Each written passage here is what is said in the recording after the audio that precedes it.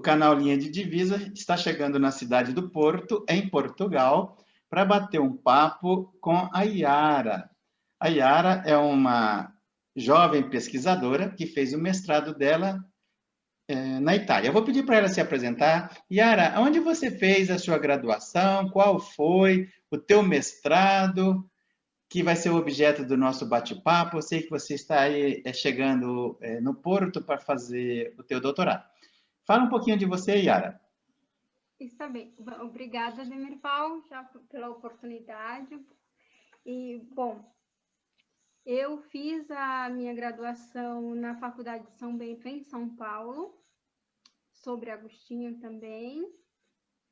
Depois eu fui para a Itália para fazer o mestrado lá em Pádua. E agora estou em Portugal para fazer doutorado aqui, sempre em Agostinho também. Assim, são temas diferentes das pesquisas, mas o autor é sempre o mesmo. Qual foi o objeto da tua pesquisa no mestrado? No mestrado, eu trabalhei com o livro de Doutrina Cristiana, que é a tradução para o português é a Doutrina Cristã, e Agostinho divide o livro em duas partes, né? Porque os livros medievais, antigos, eles têm uma divisão em livros. Nós não chamamos capítulos, nós chamamos sempre livros. Então, temos aí os 3 primeiros livros, que fala sobre o modo de interpretar, e o 4º livro, que é sobre como comunicar essa interpretação. E a maioria dos intérpretes de Agostinho fazem uma separação dizendo que a primeira parte é hermenêutica e a segunda parte é retórica. E então a minha dissertação de mestrado vem para dizer talvez não, talvez tenha uma outra leitura, uma leitura de uma hermenêutica globalizante, porque para Agostinho interpretar e comunicar, no sentido que é a palavra sagrada, não que é a Bíblia, é a mesma coisa. Então, nasceu dessa questão de será que é isso mesmo? Será que é desse jeito que estão colocando? Acho que não. E aí eu tentei, então, defender o meu ponto. Legal. Ô, Yara, e o Agostinho, ao final não sei se foi ao final da vida dele ou se foi ao longo da vida, ele fez uma espécie de revisão em tudo que ele vinha falando, né? Você trabalhou em cima das retratações dele? Olha, nas retratações, trabalhei pouco, porque Agostinho diz sobre o livro que eu trabalhei, ele tem só 2 parágrafos. Um parágrafo que é para fazer um ajuste, digamos assim, ele diz, olha, não interpretem dessa forma, interpretem de outro modo. E no outro parágrafo é para falar do período de interrupção, do livro, porque este livro ele interrompeu por 30 anos, e aí é a única obra de Agostinho que tem essa interrupção, inclusive hoje é muito questionada por alguns especialistas de Agostinho, porque ele interrompeu essa obra aí por 30 anos. Mas, de qualquer forma, eu não entrei nessa polêmica, mas, para quem quiser, a polêmica tem um grande livro, grande de verdade, que saiu em 2001, acho que sim, 2001, de Lettieri, e se chama L'altro Agostino, Hermenêutica e Retórica della Grazia. Retórica della Grazia. Sim, é isso. Ô, Oi, Yara, e você, eu estava dando uma olhada na sua dissertação e você trata muito das coisas, e do amor e do silêncio. Eu fiquei muito curioso e fiquei pensando, vou pedir para a Yara falar dessas questões doutrinárias e da relação do amor e do silêncio, como é que se dá isso? Como é que você tratou essas questões ao longo da tua pesquisa? Então, porque no livro 1, Agostinho trata de Deus. Ele começa ali expondo a Trindade, passa pelos atributos da inefabilidade, da excelência e imutabilidade. E ele chega à infinita sabedoria divina. Né? E aí, para Agostinho, a única palavra que chega perto de expressar o que Deus é seria Trindade, porque é a única que pode comunicar a unidade do Pai, do Filho e do Espírito Santo. Porém, ele diz que a Trindade talvez seria melhor chamar de causa de todas as outras coisas, né? Porque não é fácil encontrar uma palavra para expressar o que Deus é. Mas aí nos perguntamos assim, são as palavras insuficientes para comunicar Deus ou são insuficientes para comunicar em geral? E aí Agostinho, quando expõe a dificuldade do nome adequado de Deus, ele diz que a Trindade é a única coisa que deve ser desfrutada, né? E as outras coisas devem ser somente utilizadas. E aí, bom, fala da Trindade como a unidade do Pai, do Filho e do Espírito Santo, aquilo que a gente já conhece, não? Mas cada um é Deus em sua singularidade, e os três são um só Deus. E na sua tentativa frustrada de falar de Deus, Agostinho declara que não se poderia nem mesmo dizer que Deus é inefável, porque aí já se atribui uma palavra, já se atribui um conceito, né? Mas esse conceito é humano, então, sendo humano, é inferior a Deus, né? Um conceito. Mas aí talvez seja importante dizer que essa questão das coisas, no primeiro capítulo da minha dissertação que você leu, as coisas, Agostinho vai tratar como, no primeiro livro, né? No primeiro capítulo dele, como as coisas das quais se deve fruir e das quais se deve utilizar. E aí depois ele vai colocar as coisas como palavras. E aí também vem o título da minha tese, da minha dissertação, que é Entre Palavras e Silêncio, né? Bom, mas aí continuando a questão aqui, né? Sim, da tentativa frustrada, porque Deus, não podemos reduzir Deus a um conceito meramente humano. E então Agostinho sugere o silêncio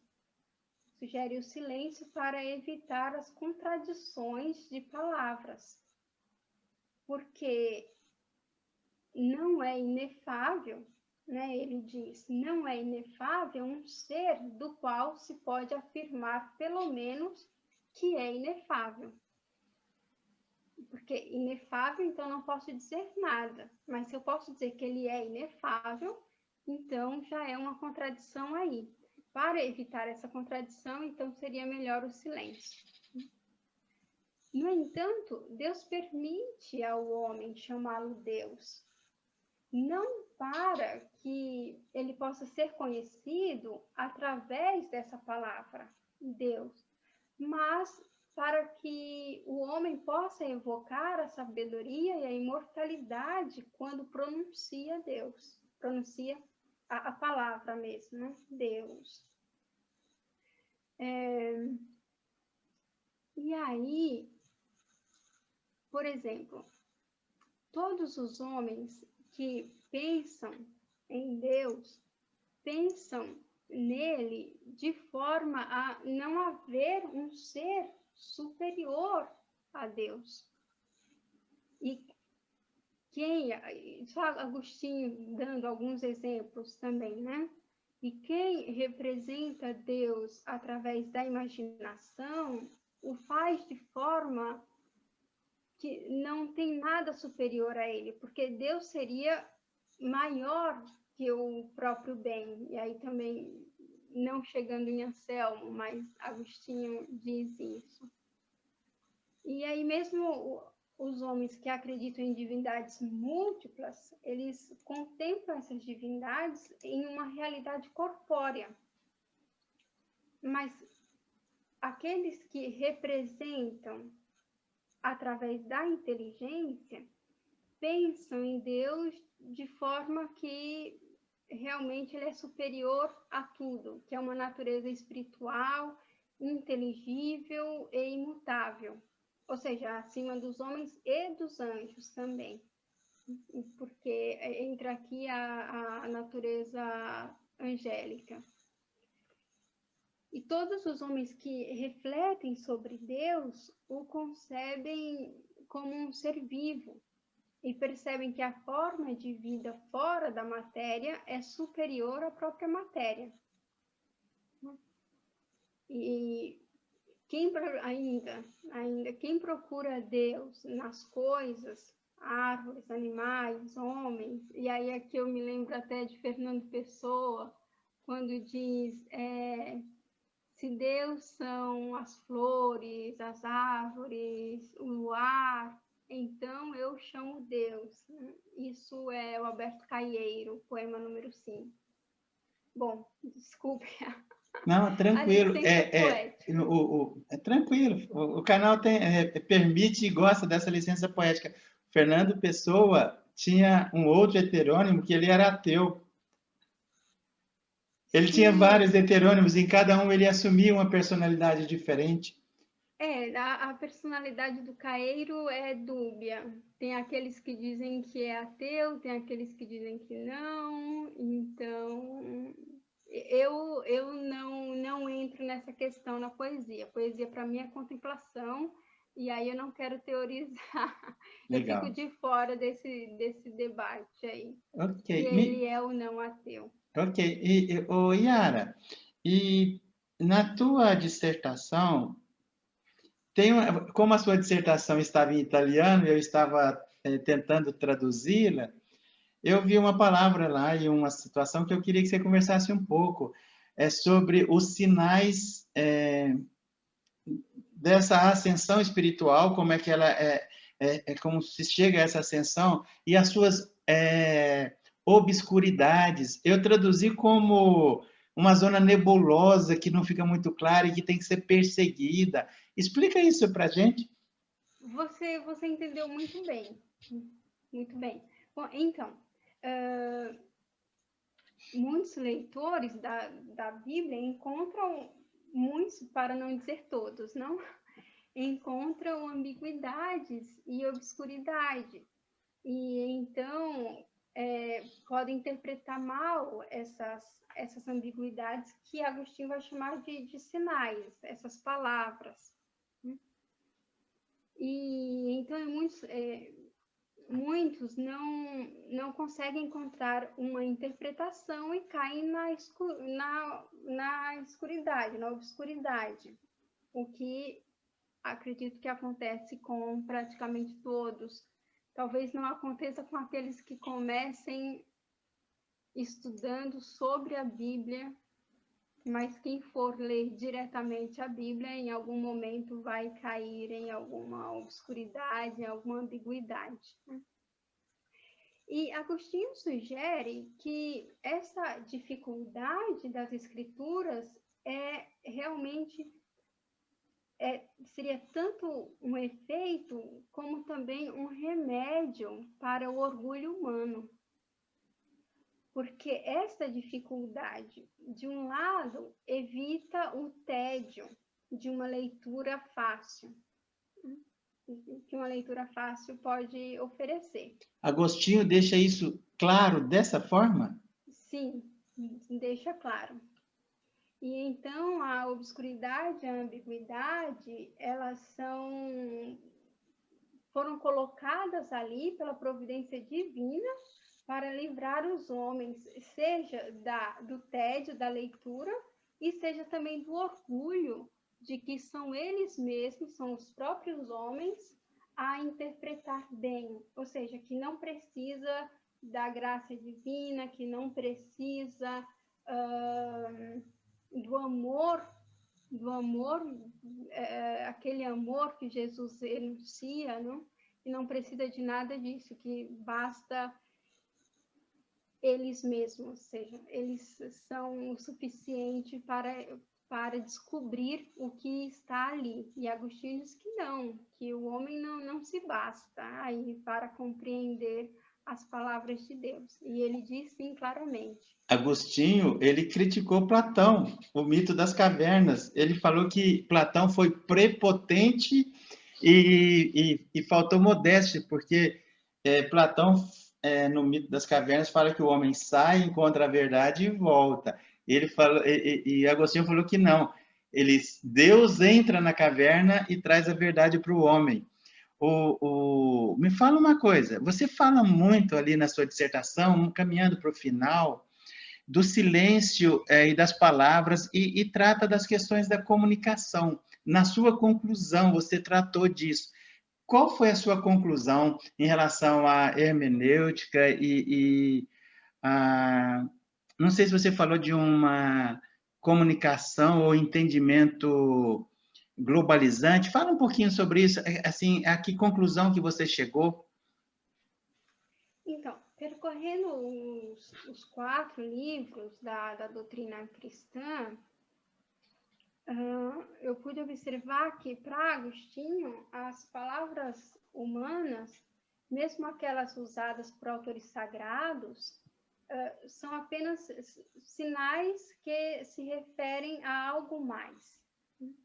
Então, as palavras, como todos os sinais, têm a tarefa de trazer à mente outra coisa que não elas mesmas.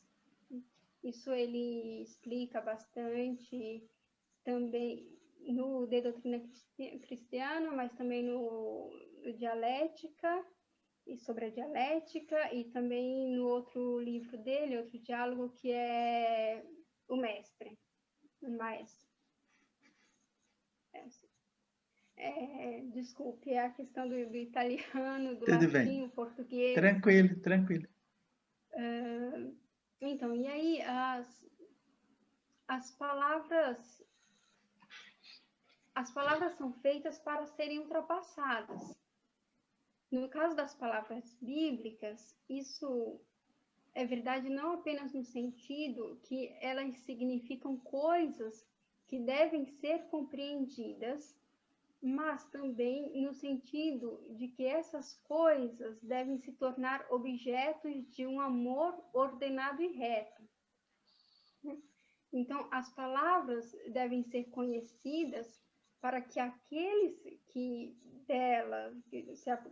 que se aproximam aqui é um pouco complicado porque é sempre palavras no modo geral, mas também palavra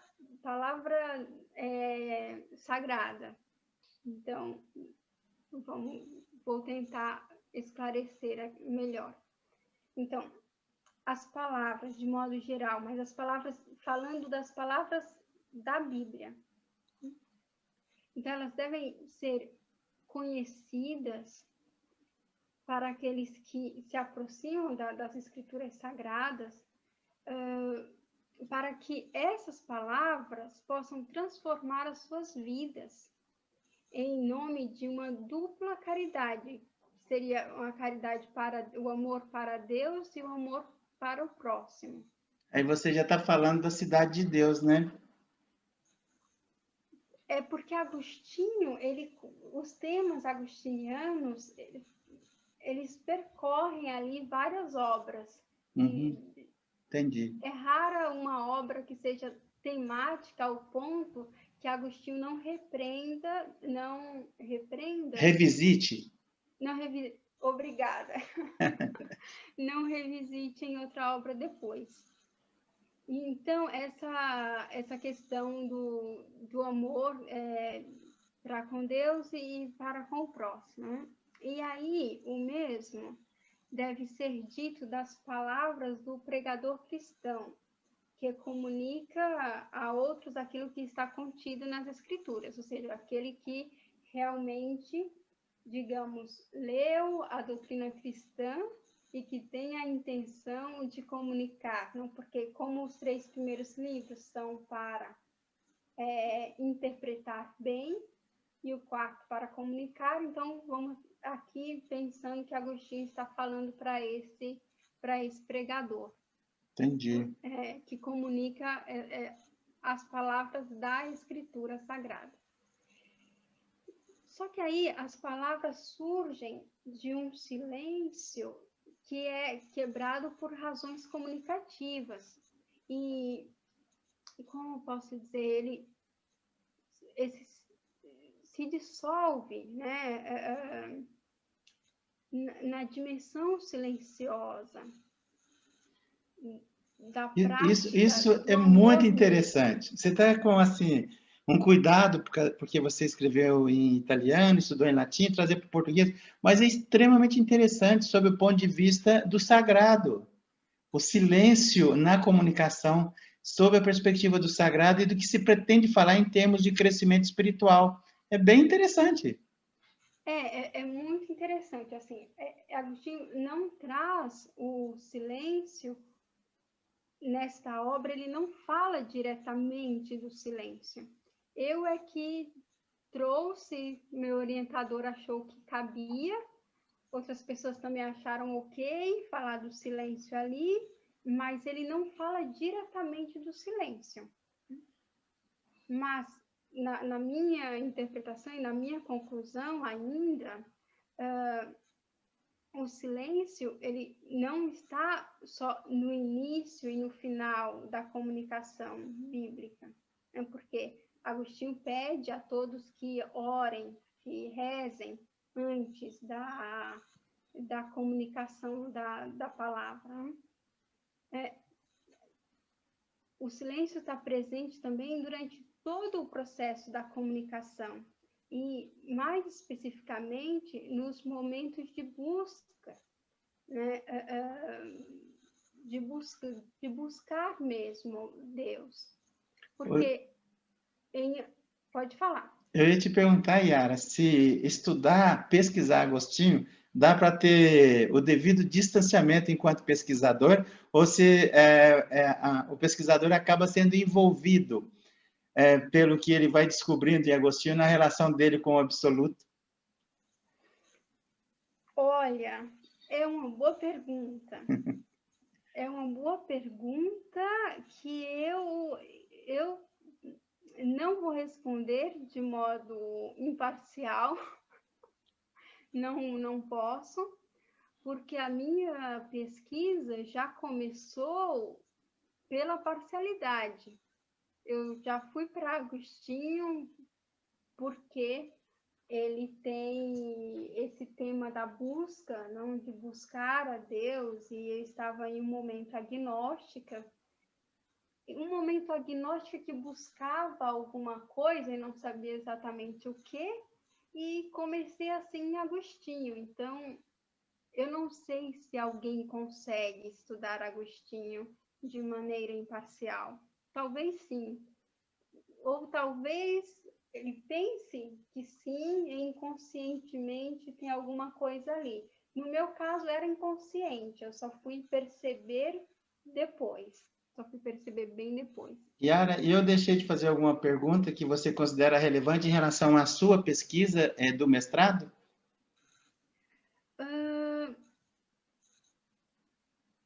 Olha, eu acho que você fez as perguntas, ótimas perguntas, mas se eu pudesse, eu gostaria de finalizar essa última pergunta que você fez, antes de entrarmos nesse caminho aqui, que era sobre a questão do silêncio mesmo e da minha conclusão com as palavras.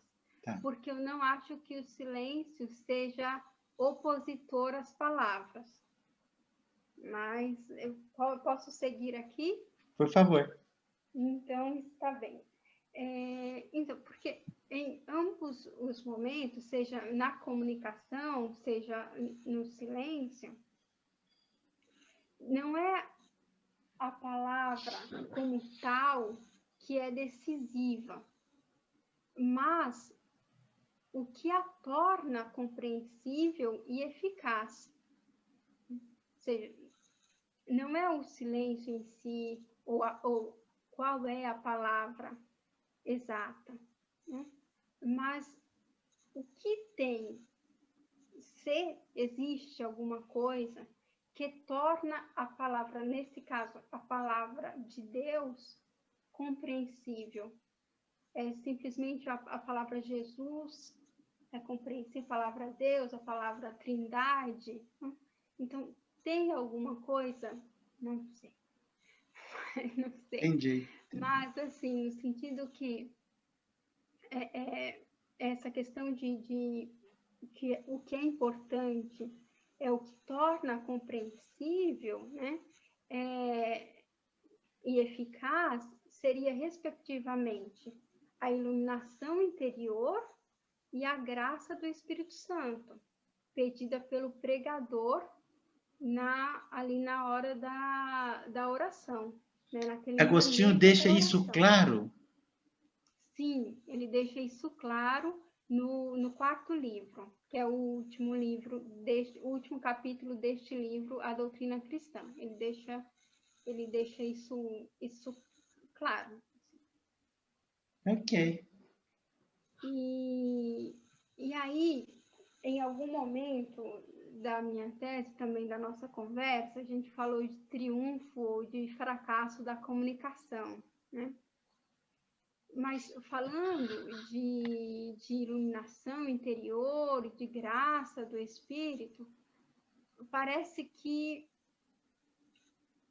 o triunfo da comunicação própria da revelação bíblica requer, paradoxalmente, do ponto de vista agostiniano, o falimento, o fracasso, né?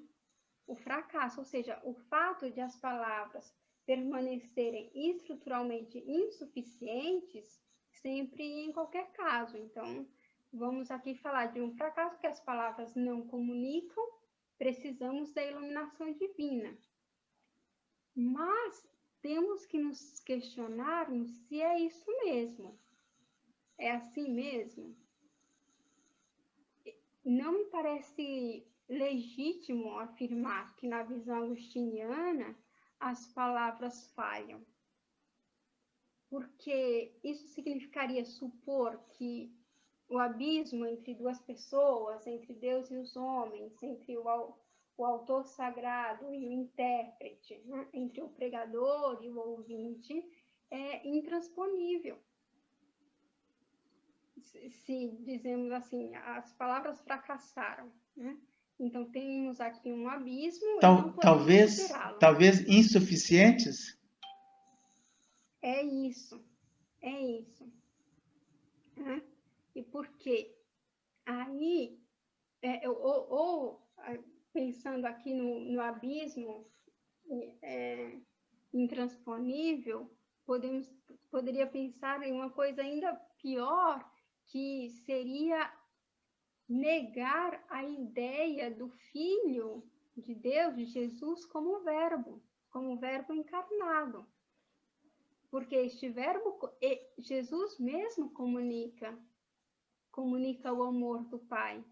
Então, dizer que as palavras fracassaram é muito para mim. Assim, eu não ouso dizer isso. Yara, nós estaríamos entrando nas polêmicas da patrística, né? Eu entrevistei o pessoal aí que estudou a retórica dele nas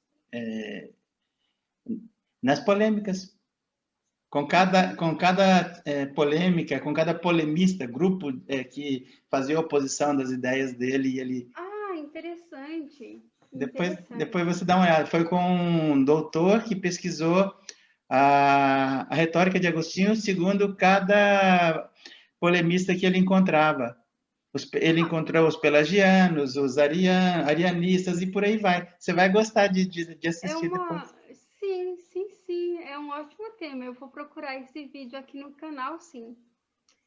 Mas aí, só para concluir, eu diria que sim, as palavras podem falhar, no sentido de serem incapazes por si mesmas de construir uma ponte comunicativa entre os sujeitos.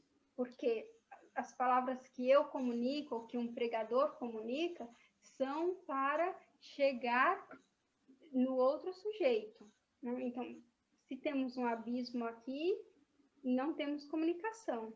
Mas eu acredito que a gente não, mas as palavras, elas podem construir uma ponte entre um sujeito e outro.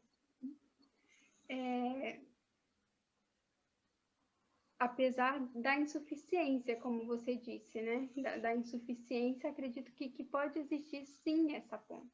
Porque se a linguagem é a nossa tentativa de superar o abismo entre nós mesmos, então esta ponte pode existir na condição de que seja sustentada por cabos, imaginando, não? Por cabos mais fortes que assegurem e que a impeçam de cair. E aí esses cabos fortes na comunicação seria o trabalhar do Espírito Divino.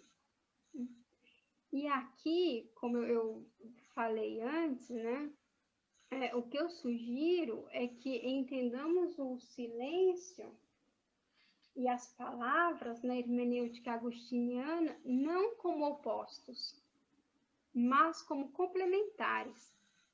Então, eu preciso das palavras, sim, para comunicar, mas eu preciso do silêncio para ouvir.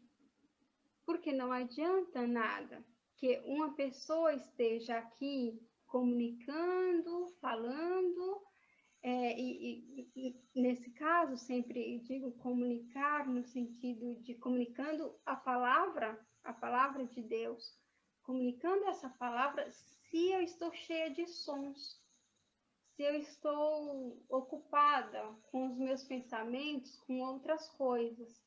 Mas se eu tenho silêncio interior, somente com este silêncio é que eu posso não somente ouvir, mas também acolher e receber essas palavras.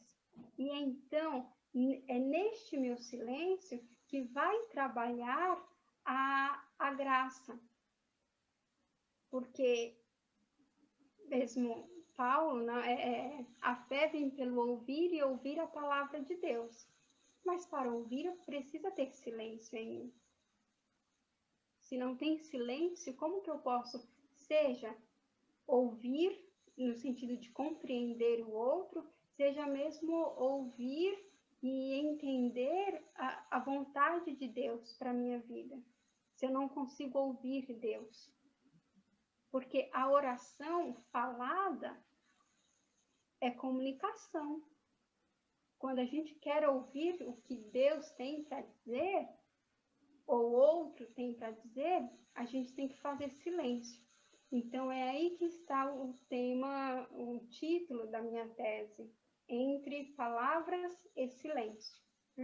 É uma hermenêutica globalizante, porque tem sim a questão da interpretação, mas a questão da comunicação, as duas, mas as duas, seja interpretação e comunicação nesse livro, de modo indissociável, porque como é a palavra de Deus a ser anunciada, que é um mandamento de Jesus, não ide a todo mundo e pregai o evangelho a toda criatura. Então, se eu penso porque interpretar a palavra, a Bíblia, é para comunicar a palavra de Deus, então está tudo ligado. Eu não posso dizer que a interpretação por ela mesma não se justifica. Eu só posso interpretar, ou devo interpretar, para comunicar, para realmente seguir as Escrituras. Porque também Agostinho diz que as Escrituras seriam não só para uma contemplação divina, mas é para a vida interior do sujeito, para modificar o sujeito. Então, aqui é a questão da hermenêutica globalizante, mas a questão do silêncio entra aqui, porque se não tem silêncio, não tem comunicação, no sentido que o outro não consegue compreender o que o um está comunicando. Ok. Tá? Yara, a gente está terminando aí de conversar sobre o teu mestrado, você migrando aí da Itália para Portugal, para a cidade do Porto, para começar o seu doutorado. E aí, qual é o teu objeto de pesquisa, qual é a sua tese que você vai desenvolver no seu doutorado? Olha, o projeto que eu vou desenvolver, o título provisório, pelo menos, é A Verdade Mediada, Formas e Funções da Mediação na Teoria Agostiniana da Verdade. E aí eu vou abordar livros que eu não estudei ainda, não estudei de maneira, seja no TCC, seja agora na dissertação de mestrado, e que eu vou me concentrar melhor nos sermões de Agostinho e nos salmos. E aí a questão da verdade mediada são vários pontos, e um deles, por exemplo, é Cristo, é a encarnação como a verdade. Então, é essa mediação entre os homens e Deus. Então, Ok. bom, eu ainda não desenvolvi a pesquisa, porque eu acabei de finalizar o meu mestrado, mas é isso aí que eu quero pesquisar. Ok. Provavelmente daqui, não sei se um ano ou dois, a gente vai voltar a conversar sobre a tua tese de doutorado. Vai ser muito interessante. Lá na frente a gente volta a conversar. Eu quero te agradecer bastante. Nós estamos gravando esse vídeo para ficar aqui registrado a data para quem nos assistir lá no futuro, exatamente na véspera de Natal de 2020, o ano da pandemia, 22 de dezembro de 2020. Então, eu quero te desejar um Feliz Natal, te agradecer por dividir com a sociedade esse mergulho na obra do Agostinho de Hipona. Então, muito obrigado, um abração. A gente volta a se falar, tá bom? Tá legal, Demirval. Eu que agradeço muitíssimo a oportunidade, a paciência. Não foi fácil para a gente chegar aqui hoje, né, nessa gravação. Desejo a você e a todos que possam também assistir o vídeo um excelente Natal, com muita paz e principalmente um 2021 aí com saúde, né? Perseverança, porque a gente precisa também de esperança e o amor, como a gente estava falando antes, não? E do amor para seguir em frente. Muito obrigada. Ok, um abraço, a gente volta a se falar, tá bom? Muito obrigada. Até mais. Tchau, até mais.